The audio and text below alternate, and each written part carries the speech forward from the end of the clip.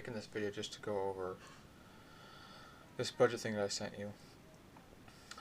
Show you how it works. Sorry for the lousy video. It's just I tried to record it on the screen and with the program and it didn't work, so I'm just going to record it with my phone. Anyway, so here's your categories. You can make these categories whatever you want. Like, you know, say you have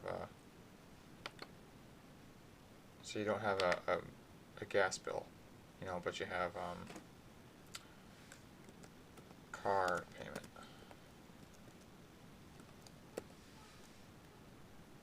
So, you know, you just change this whatever you want. And your numbers are over here, obviously. These aren't our numbers, I just put some random numbers in here.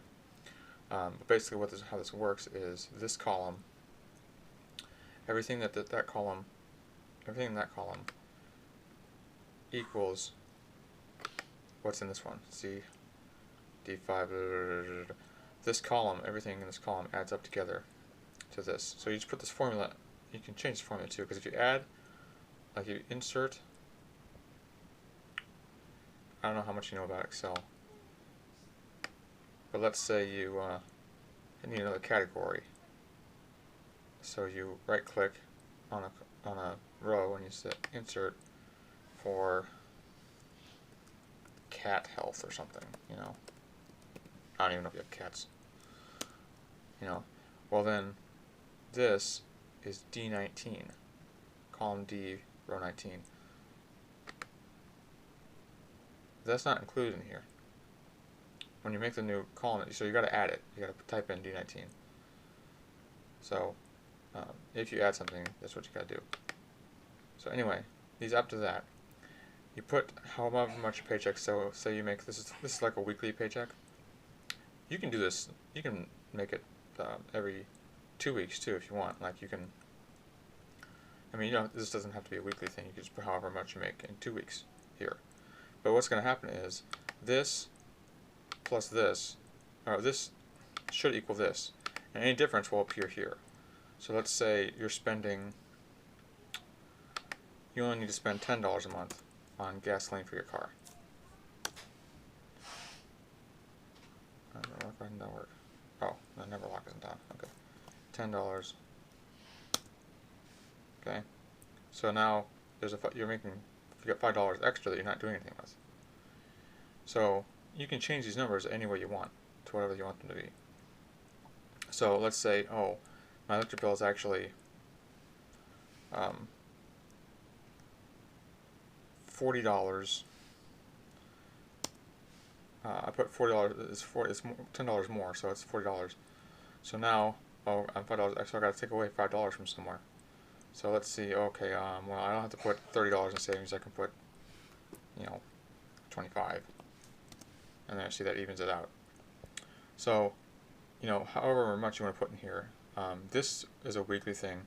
Like I said, it doesn't have to be weekly, but just all you do is, if you have a paycheck every 2 weeks, just take your amounts and divide them by 2. Or it could be one paycheck for rent, and then the next paycheck could be groceries or whatever, like that. You know, however you want to do that. Or you could just break them all up by 2. You know, however often you get a paycheck. This over here is just what we pull from the bank because we pay a few things online. So again, these are arbitrary numbers, but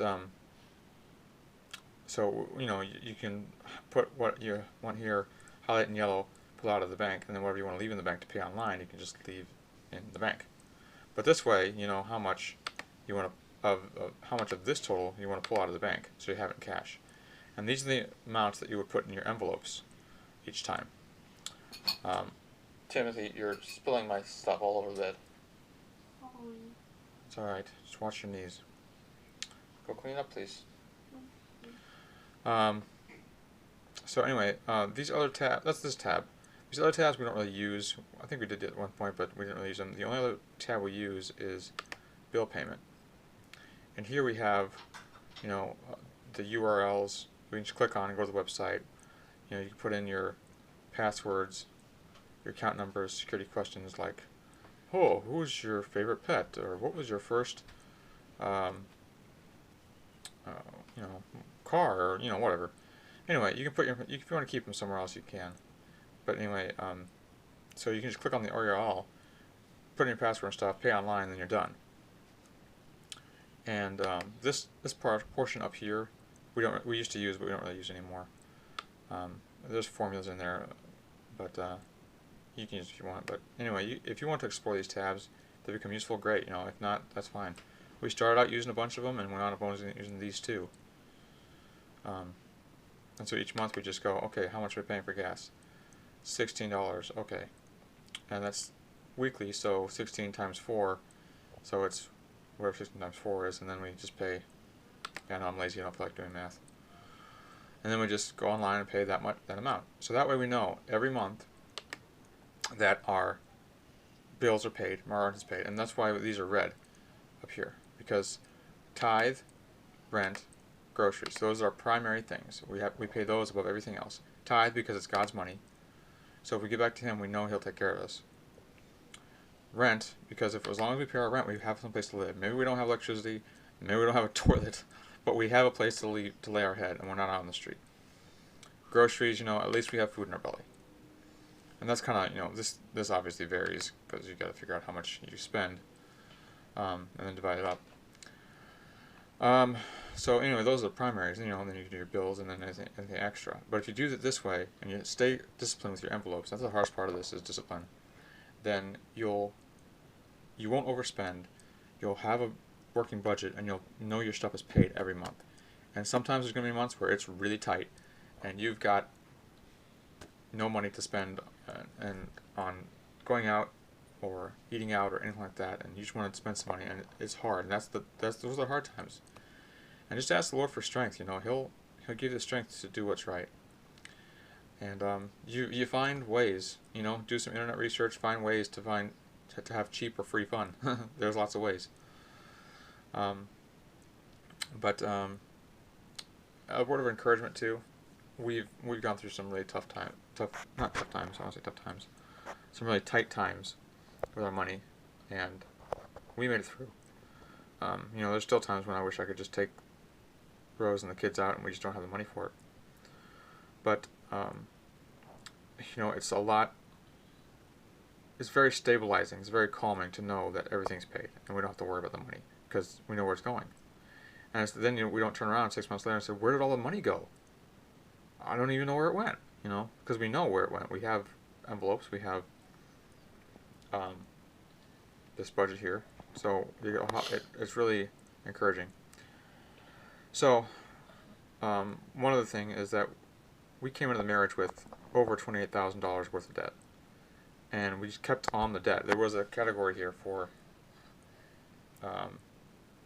debt, or for my loan or her loan or whatever it was. We had a bunch of different stuff actually on loans and car payments, whatever, and we paid it off in 10 years because we sought to honor the Lord with our money in every way, not just the tithe, but every way. And we did as much as we could to pay off the debt. So, and the Lord still provided all our needs. We've never been in want. We haven't always had what we wanted, but we had everything we needed. So just ask the Lord to help you to do this, and He will. And we'll be praying for you, Trish. I love you. Bye.